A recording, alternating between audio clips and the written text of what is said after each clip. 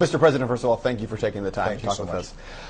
When you signed the National Defense Authorization Act into law, you issued a signing statement at that time that said you would not use that power for indefinite detention on Americans. You understood the concerns that people had. A judge earlier this year issued that the administration couldn't use those powers because it's unconstitutional. So why are the government's own lawyers fighting that judge's order, the injunction in particular? Well, look, the basic principle here is, number one, my first job is to keep the American people safe. Number two, we've got to do it in a way that respects our values and our traditions of rule of law. That's why I ban torture. That's why I've argued that we should actually close Guantanamo. But I've also said that, we've got some bad guys who are down there who we may not be able to try in a traditional court, but have pledged to try to hurt Americans. And so that's something that we inherited, that we're dealing with, and it's complicated. On the other hand, what I also said was a U.S. citizen can never be subject to that kind of detention. Congress disagreed with me, and I didn't want us to not be able to finance our military and pay our soldiers and our troops. So I signed the bill, but what I also said was, look, that I'm never going to use this power, and what I would suspect is that the courts are going to agree with us over the long term that that is not something that you can use when it comes to U.S. citizens. Well, let me ask you then also about the so-called presidential kill list that's gotten a lot of attention, and this list of folks who have been targeted for assassination. And on that list have been U.S. citizens who have not been afforded trial, including Anwar al-Awlaki. How do you, as president, or any president for that matter, regardless of party or person, utilize that power to assassinate even U.S. citizens? Well, first of all, you're basing this on reports in the news that have never been confirmed by me, and I don't talk about our national security decisions in that way. More broadly, though, our goal has been to focus on al-Qaeda, to focus narrowly on those who would pose an imminent threat to the United States of America, and that's why it's not just bin Laden, but a whole tier of al-Qaeda leadership has been taken off the field. And that's part of what has allowed us to now begin to transition out of Afghanistan, to begin to bring our troops home. We're going to have to be vigilant for the foreseeable future when it comes to terrorists, but we have to do so in a way that is consistent with the laws of war, with international law. That's something we've always abided by, but beyond that I probably can't comment on something as specific as what you just mentioned. But can you comment on you mentioned about al-Qaeda during your speech, going after al-Qaeda in Afghanistan, certainly going after them in Yemen as well. And yet there's some concern about the U.S. funding the Syrian opposition when there are a lot of reports that al-Qaeda is kind of heading up that opposition. How do you justify the two? Well, I share that concern, and so what we've done is to say we will provide non-lethal assistance to Syrian opposition leadership that are committed to a political transition, committed to an observance of human rights.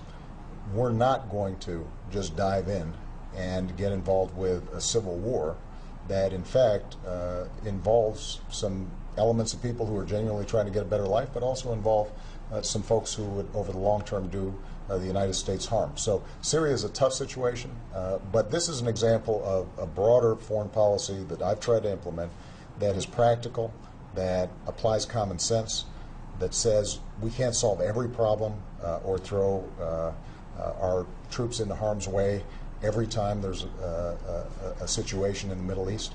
What we have to do is selectively say, what is it that is most important to protect U.S. persons, U.S. property, our bases around the world, and how can we help those forces that care about human rights, those forces that are seeking democracy. We want to encourage them.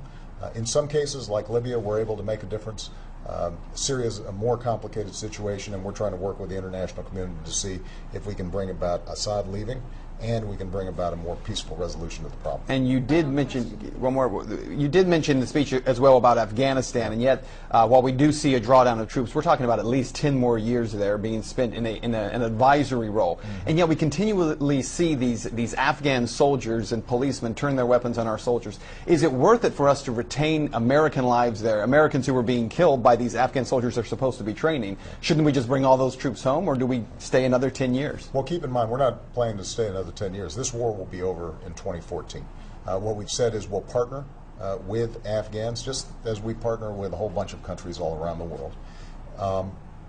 the recent spate of what are called green on blue attacks, where folks who are at least in Afghan police or military uniforms end up attacking us, is something that's deeply troubling, and our Joint Chiefs are spending a lot of time on. Keep in mind, though, there are 300,000 Afghan soldiers that are partnering with us. And so even one attack like this is one too many. But it's absolutely not true that what we're seeing is generally antagonism with Afghan forces. In fact, they welcome and are very interested in us training them so that they can be responsible for their own security. And the sooner we can accomplish that, the better off we are. But my intention is we are going to have our combat troops out of Afghanistan by the end of 2014. And this is a contrast among many that I've got with the other party. Governor Romney hasn't been clear about what exactly his plans are when it comes to Afghanistan. He criticized me about ending the war in Iraq, as I did.